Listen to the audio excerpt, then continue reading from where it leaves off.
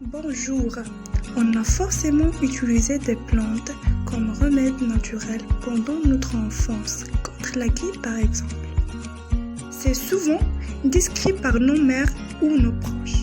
Les connaissances se sont transmises verbalement à travers les générations. C'est Yusra Sbeté avec vous, étudiante en première année Management Qualité et Sécurité des Aliments. On se retrouve aujourd'hui avec un sujet, c'est les plantes antivirales dans la pharmacopée traditionnelle marocaine. En fait, le Maroc, par sa position géographique, possède une diversité climatique qui va entraîner une diversité écologique et floristique. Ce qui touche fortement la tradition médicale et le savoir-faire traditionnel à base de plantes médicinales. En fait, une forte tradition ethnomédicinale est encore vivante dans toutes les régions du Maroc, qui manifeste la richesse du savoir ethnomédicinal accumulé durant les siècles. L'Organisation mondiale de la santé accueille favorablement les produits issus de la pharmacopée traditionnelle et la mise au point de nouvelles thérapies dans le cadre de la recherche de traitement.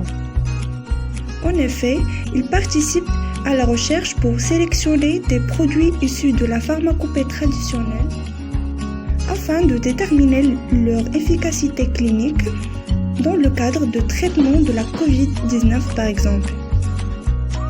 Les Marocains utilisent une longue gamme de plantes dont les plus importants sont l'armoise ou chih est employée en infusion, en décoction ou avalée telle qu'elle, en poudre avec une gorgée d'eau. On trouve aussi l'ail ou touma qui est présent presque dans tous les plats marocains traditionnels, le thym ou zatar, la nigelle, sanouj et le géoufle ou qrnfel.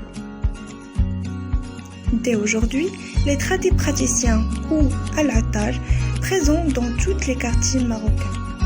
Dans cette image, on voit clairement les différentes plantes séchées et aussi en forme de poudre de diverses couleurs. Utilisées fréquemment par la population marocaine de façon presque quotidienne. Que ce soit pour des objectifs thérapeutiques ou organoleptiques. Maintenant, on va aborder les problèmes affrontés cette discipline. Aujourd'hui, on trouve plusieurs sites internet qui vendent de façon illégale les produits à base de plantes. Dans un deuxième lieu, on cite que le secteur est moins ou pas réglementé, même pas contrôlé. Et le principal, bien sûr, problème, c'est la prescription des recettes médicinales via les médias. Tout est poison, rien n'est poison, c'est la dose qui fait le poison. Dit Paracelse. On considère une plante comme toxique lorsqu'il contient une ou plusieurs substances nuisibles pour l'homme ou pour les animaux. Un surdosage des plantes médicinales peut provoquer une anomalie, une menace pour la santé de l'homme. Comme exemple, chih, qui est une plante très toxique. Pour éviter tout cela, il faut adopter une phytovigilance qui va mettre en synergie plusieurs partenaires, que ce soit les industriels, les professionnels de santé et même les patients et publics. Bien évidemment, les chercheurs et universitaires vont eux-mêmes participer à cette phytovigilance en évitant les effets indésirables. Et voilà, on peut dire finalement que ces plantes coexistent sur la base des traditions religieuses et aussi bien culturelles.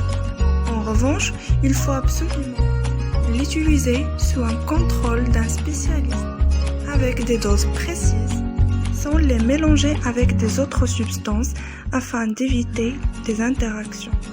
Et par conséquent, éviter les effets indésirables. Et voilà, merci pour votre attention.